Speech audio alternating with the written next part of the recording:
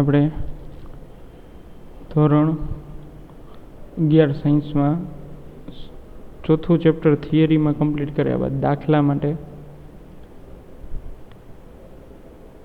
જોઈએ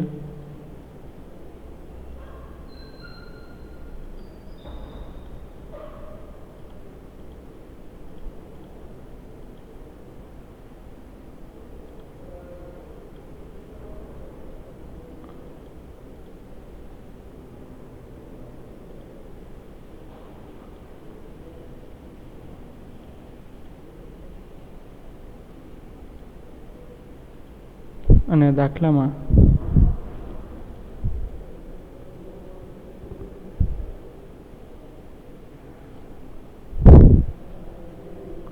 સ્વાધ્યાયનું અને ઉદાહરણના બંને છે.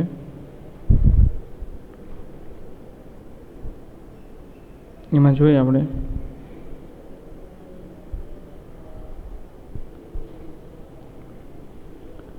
એક બલ્બના ટંગસ્ટન તારનો 27 સેલ્સિયસ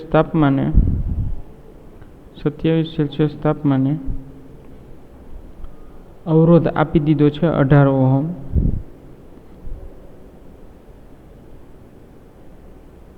અવરોધ આપી દીધો છે 18 ઓહમ અને આ બલ્બને 60 વોલ્ટના વોલ્ટેજ પ્રાપ્તિ સ્થાન સાથે જોડતા તેમાંથી 0.3 એમ્પિયરનો સ્થિર પ્રવાહ પસાર થાય છે. 0.3 એમ્પિયરનો સ્થિર પ્રવાહ પસાર થાય છે. જો ટંગસ્ટનનો આલ્ફા આપી દીધો છે 4.5 × 10⁻³ કેલ્વિન હોય તો બલ્બના ફિલામેન્ટનું તાપમાન કેટલું થાય?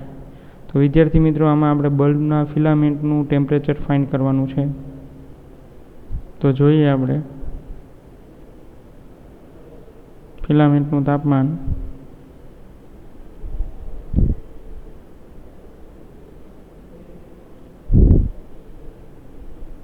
તો આમાં આપણે જે છે આપણે 2-3 લેક્ચર પહેલાં વાત કરી હતી કે અવરોધનું તાપીય અવલંબન પરથી સૂત્ર મેળવ્યું હતું, જે લંબાઈના સૂત્ર સાથે જ કમ્પેર કરી શકાય છે આપણે.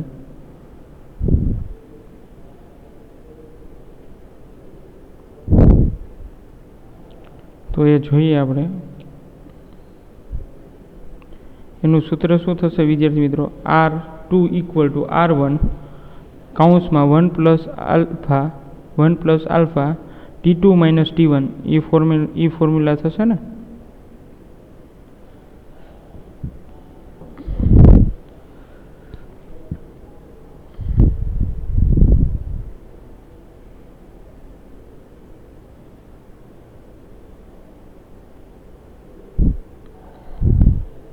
ચાલો જોઈએ.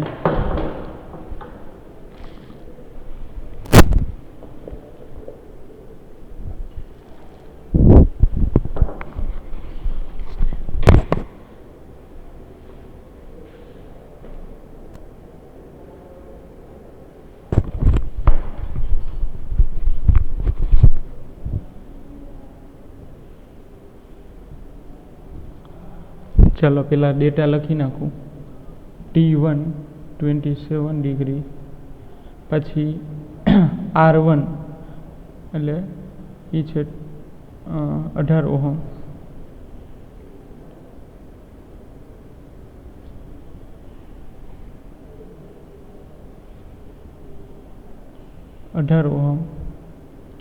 ત્યારબાદ આ બલ્બને 60 વોલ્ટના પ્રાપ્તિ સ્થાન સાથે એટલે વોલ્ટેજ થશે 60 વોલ્ટ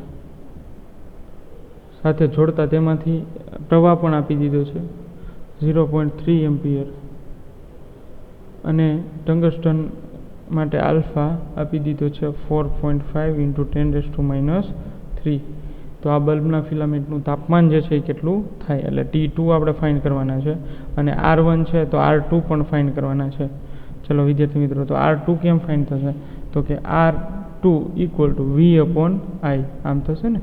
R = V/I અને V આપ્યા છે 60 વોલ્ટ આપ્યા છે. V છે એ થશે 60 વોલ્ટ ના છેદમાં પ્રવાહ આપ્યો છે 0.3 એમ્પિયર.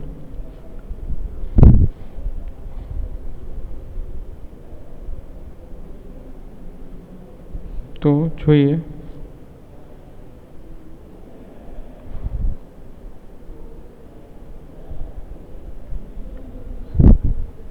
કેલ્ક્યુલેટ કરી એક જ મિનિટ.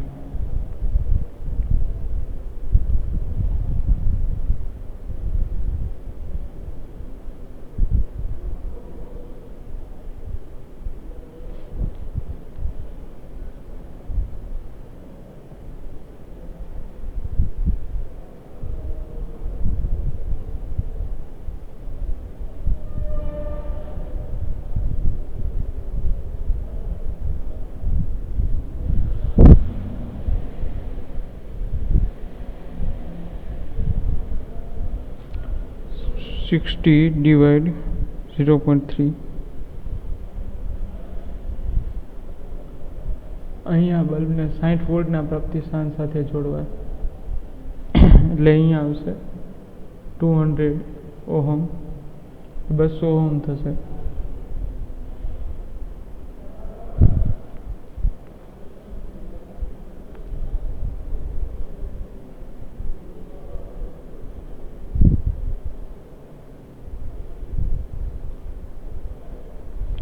ચાલો તો 200 ઓહમ અને R2 ફાઇન થઈ ગયા છે 200 ઓહમ. ચલો તો હવે T2 જ ફાઇન કરવાના બાકી છે. તો એના માટે formula R2 - R1 upon R1 alpha equal to delta T. આ એક ફોર્મેટ યાદ રાખજો, તમને ત્યારે આપી દીધું હતું. બસ અહીંયા ખાલી વેલ્યુ જ મૂકવાની છે. R2 - R1 એટલે 200 - 18 એટલે કે 18 અને R1 એ પણ 18 છે અને એને ગુણ્યા આલ્ફા આપી દીધો છે 4.5 ઇન્ટુ 10⁻³ આમ રીતે આવે છે. ચલો ઇક્વલ ટુ ડેલ્ટા ટી. ચલો તો અહીંયા જે છે શું થશે 200 - 18 એટલે 200 - 18 કરો એટલે 182 અને એને divide 18 into 4.5 into 10⁻³ equal to delta T. આમ આવશે ને. તો આનું જે સાદુરૂપ થાય એ હું સામેની બાજુ લખું છું.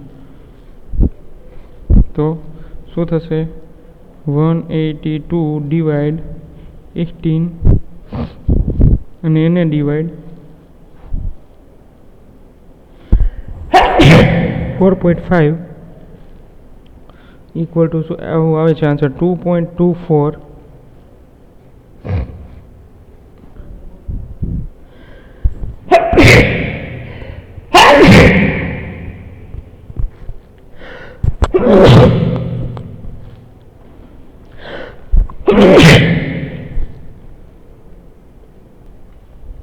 ચાલો 2.24 10⁻³ ઉપર જશે એટલે પ્લસ થશે એટલે into 1000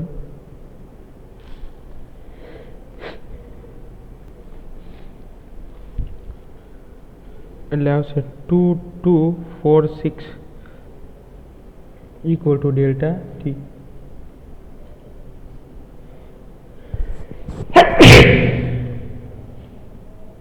delta T equal to 2246 અને ડેલ્ટા ટી એટલે T2 - T1 -T1 કરી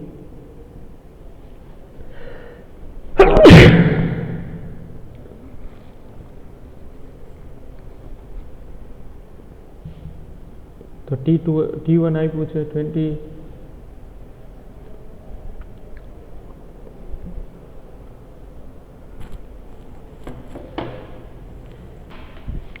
વિદ્યાર્થી મિત્રો અહીંયા એક જ આપણે મિસ્ટેક છે. આ કેલ્વિનમાં છે અને આ સેલ્સિયસમાં છે એટલે આને આપણે કેલ્વિનમાં કન્વર્ટ કરવું પડશે.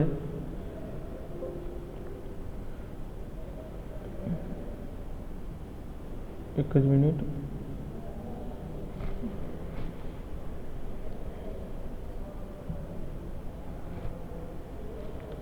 કેલ્વિનમાં કન્વર્ટ કરવા માટે 273 વડે પ્લસ કરવું પડશે. 273 વડે પ્લસ કરવું પડશે. સોરી, મારું ધ્યાન પછી ગયું કે ભાઈ આલ્ફા છે એ કેલ્વિનમાં છે.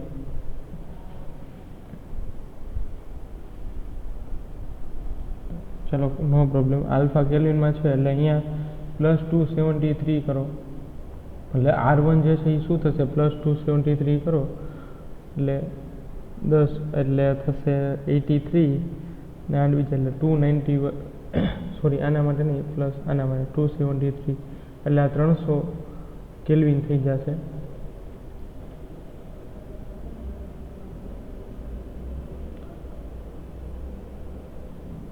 એટલે આને આપણે ડાયરેક્ટ અહીંયા કેલ્વિનમાં જ લખી 300 કેલ્વિન અને આ જે છે એ ફાઇન કરવાનું છે. હવે વાંધો નહીં, હવે લખી શકાય કે R2 - R1 તો R2 છે 200 -18 ના છેદમાં R1 એટલે 18 અને એને મલ્ટીપ્લાય 4.5 મલ્ટીપ્લાય 4.5 ઇન્ટુ 10⁻³ અને માઇનસ T2 - T1 છે ને, T2 - T1 એટલે અહીંયા પ્લસ થશે 300. તો પહેલાં આ જે છે એ બોસમાર્ટ થિયરમ પ્રમાણે આનો ડિવાઈડ કરી લ્યો એટલે એનું જે છે એ ડાયરેક્ટ કરી 200 - 80 એટલે 1 પોઈન્ટ આવ્યા સમથિંગ, એને ડિવાઈડ પાછા જે છે એ કરવાના છે 200 - 18 એટલે 182 ડિવાઈડ 80 એટલે 10.11 એને ડિવાઈડ 4.5 તો આવશે 2.24 ઇન્ટુ 10⁻³ હવે એની સાથે મલ્ટીપ્લાય 10⁻³ કરો એટલે 2246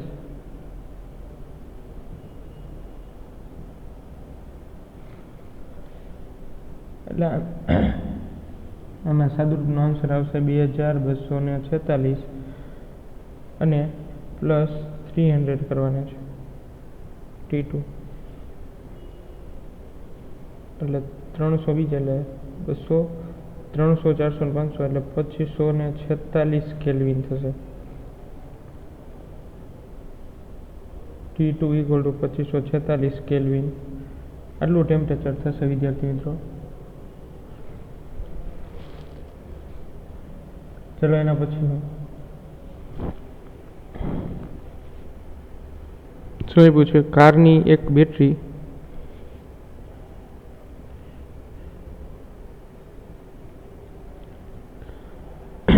12 વોલ્ટ EMF છે અને એનો આંતરિક અવરોધ 0.4 ઓહમ છે. તો મહત્તમ કેટલો પ્રવાહ ખેંચી શકે, તો મહત્તમ કેટલો પ્રવાહ ખેંચી શકે એ મેળવવાનું છે.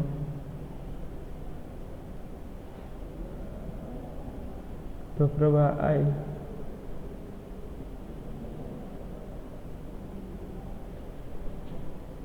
I ફાઇન્ડ કરવાનો છે. V આપી દીધા છે 12 વોલ્ટ, આંતરિક ઓહમ એટલે R = 0.4 ઓહમ હોય અને બેટરીમાંથી કેટલો પ્રવાહ મહત્તમ ખેંચી શકાય.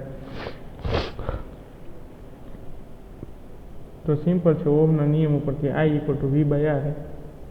તો I = V આપી દીધો છે 12 અને R આપી દીધો છે 0.4, 4 × 10⁻12 એટલે પોઈન્ટ છે એટલે હજી ઈંડું એક ઉપર જશે એટલે 30 એમ્પિયર થશે.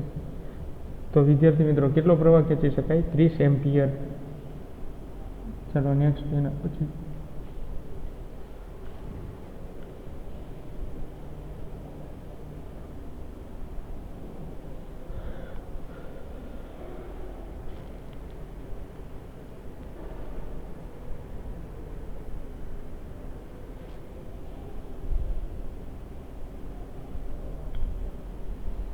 ચલો 2 ઓહમ 4 ઓહમ અને 5 ઓહમના 3 અવરોધો સમાંતરમાં જોડેલા છે. આ સંયોજનોનો કુલ અવરોધ કેટલો હશે? હવે વિદ્યાર્થી મિત્રો એને સોલ્વ કરીએ આપણે. R1 = 2, R2 = 4 અને R3 = 5 ઓહમ છે. તો ત્રણેય સમાંતરમાં જોડાણ છે. તો આ આનો જે છે સમાંતર જોડાણ માં છે તો એનું સમાંતર જોડાણનું સંયોજન મેળવવાનું છે. તો સંયોજન માટેનું ફોર્મ્યુલા તમને ખબર છે, સમાંતર જોડાણ 1/r = 1/r1 + 1/r2 + 1/r3. તો વેલ્યુ મૂકી દો વિદ્યાર્થી મિત્રો, 1/2 + 1/4 + 1/5. ચલો તો 1/r = જે છે શું થશે,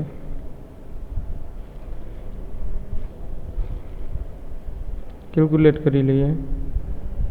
આમાં થશે 0.5 + 1/4 એટલે 0.25 + 1/5 એટલે 0.2. ચલો હવે આનો મલ્ટીપ્લાય કરો, પ્લસ કરો એટલે 0.5 + 0.2 એટલે 0.7 + 0.25 0.5 + 0.2 +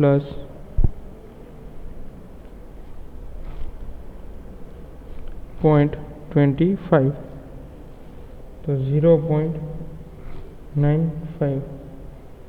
તો 1/r આવ્યો. હવે આપણે તો r ફાઇન્ડ કરો, તો r = શું આવશે, 1/0.95. તો r = થશે 1/0.95.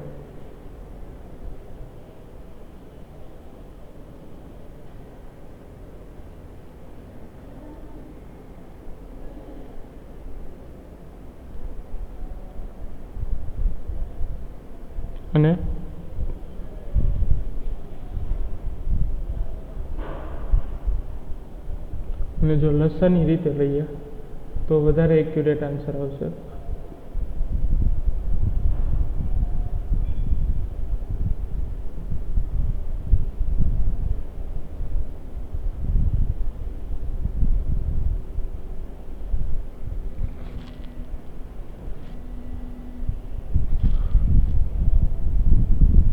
ચલો લસાની રીતે લેવું હોય આનું તો શું હશે, 1/r =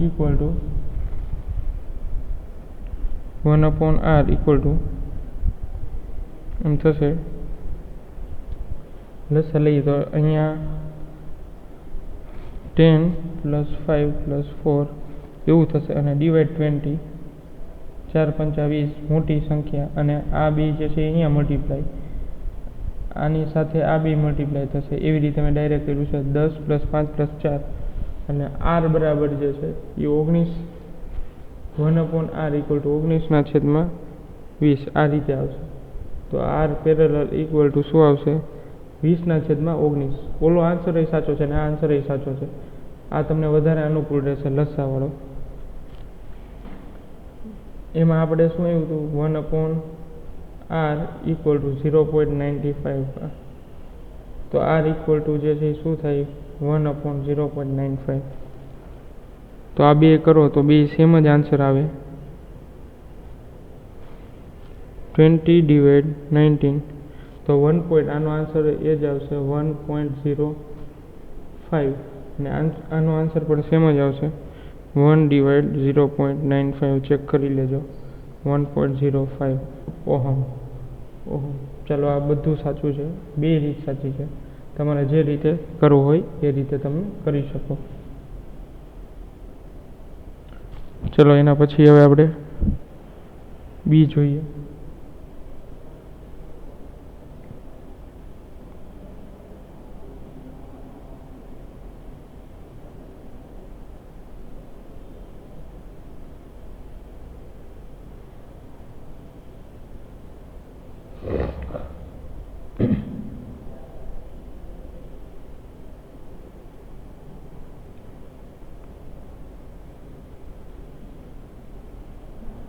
ચલો વિદ્યાર્થી મિત્રો શું કીધું છે પછી, ચલો પછી એવું કીધું છે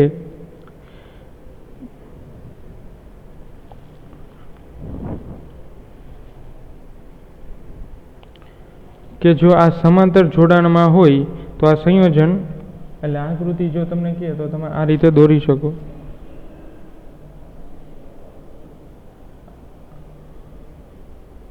આ સમાંતરમાં અવરોધ છે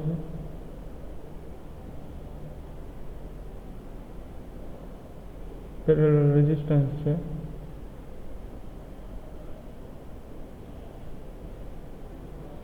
હા, અને અહીંયા આપ્યું છે 20 વોલ્ટ, તો 20 વોલ્ટ લખી નાખો.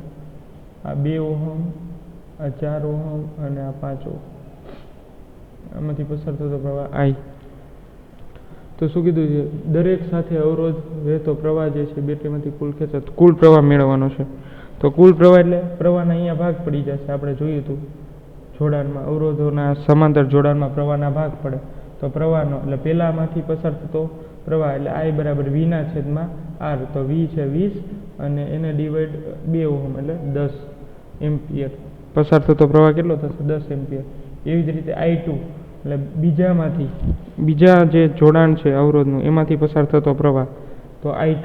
તો I2 બરાબર શું થશે? V/R. તો V કેટલો છે? 20. એ ફિક્સ છે, અને કારણ કે સમાંતર જોડાણ હોય ત્યારે તમને લખી દીધું હતું V છે એ અચળ રહેશે અને પ્રવાહ છે એ બદલાય.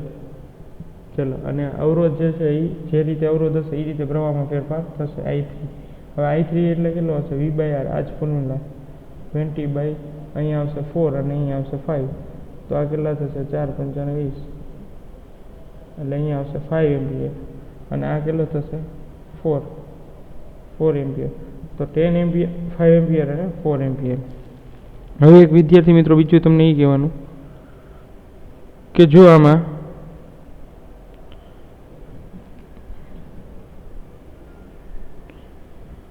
આવા કેસની અંદર જો અવરોધ સમાન હોય, બધે 2 ઓહમ અવરોધ હોય તો પ્રવાહનું મૂલ્ય સમાન મળશે. I કેવો મળશે? સમાન. ક્યારે સમાન મળે? કે અવરોધ અચળ હોય, અવરોધ બદલતા ન હોય. એટલે બધા અવરોધની વેલ્યુ, બધા જ અવરોધ સમાન મૂલ્ય ધરાવતા હોય. કેવા મૂલ્ય ધરાવતા હોય વિદ્યાર્થી મિત્રો? સમાન મૂલ્ય. જો બધા જ અવરોધ સમાન મૂલ્ય ધરાવતા હોય તો એના માટે પ્રવાહનું મૂલ્ય અચળ મળશે. પ્રવાહ બધા માટે કેવો મળશે? સમાન મળશે.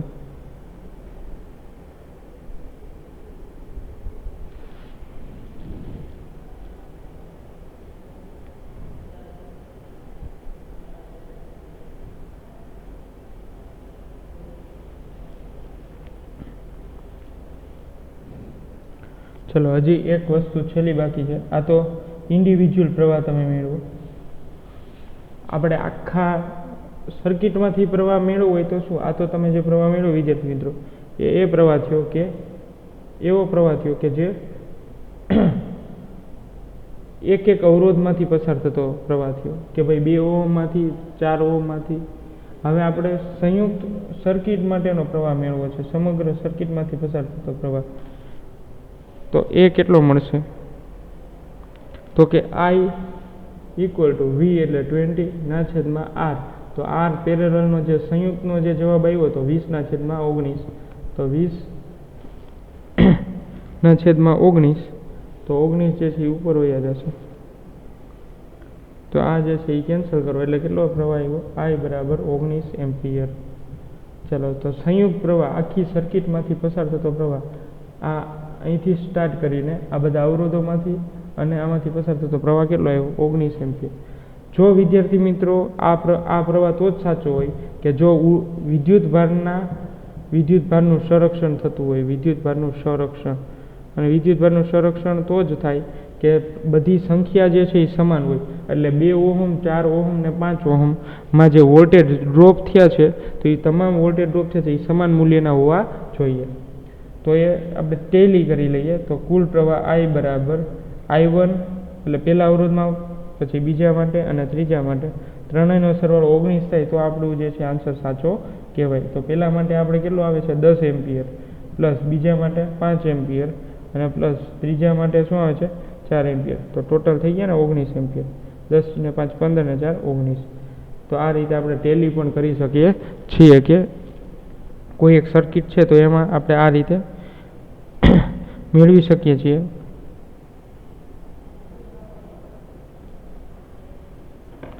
ચાલો, પ્રવાહનું મૂલ્ય પણ મેળવી શકીએ છીએ આ રીતે. ચલો વિદ્યાર્થી મિત્રો, આજના લેક્ચરમાં આટલા જોશું દાખલા. બાકી આના રિલેટેડ જે છે એ તમે મોડર્ન દર્પણમાં આપેલા હોય તો એ પ્રેક્ટિસ કરો તો તમારે વધારે સ્પીડમાં થશે અને ટાઈમ પણ એટલો બચી જશે.